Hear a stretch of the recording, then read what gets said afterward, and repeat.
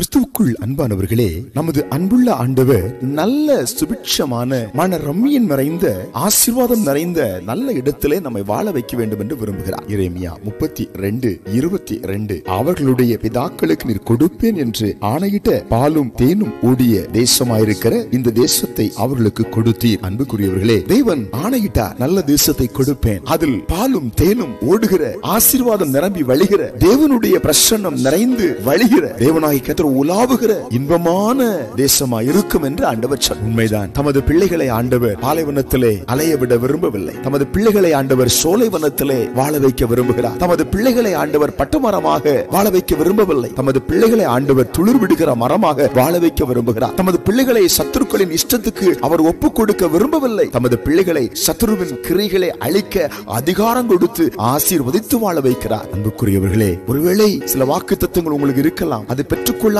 நீங்கள் புலம்பிக் கொண்டிருக்கலாம். ஆனால் வாக்குத்தத்தம் செய்தவர் உண்மை உள்ளவர். நிச்சயம் உங்கள் புலம்பலை ஆனந்த களிப்பாக மாற்றி வாக்குத்தத்தத்தை நிறைவேற்றுவார். கொடுப்பேன் என்று சொன்னால் அவர் கொடுப்பார். பாலையும் கொடுப்பார், தேனையும் கொடுப்பார், நல்ல வாழ்க்கையை கொடுப்பார், நல்ல ஆரோக்கியத்தை கொடுப்பார். உங்களை ஆசீர்வாதத்தின் சின்னமாக ஆண்டவர் நிறுத்துவார். கலங்கவே கலங்காதிருங்கள். ஜெபிப்போம். பரலோகத்தின் பிதாவே, இப்பொழுதும் கூட பாடுகளிலும் கஷ்டங்களிலும் உழன்று கண்ணீரோடு உம்மை நோக்கிற பார்க்கிற பிள்ளைகளுக்கு பாலும் தேனும் ஓடுகிற அனுபவத்தை கொடுத்து அவர்களை ஆசீர்வதிக்கிறதுக்காக ஸ்தோத்திரம். இயேசுவின் நாமத்தில் ஆமென்.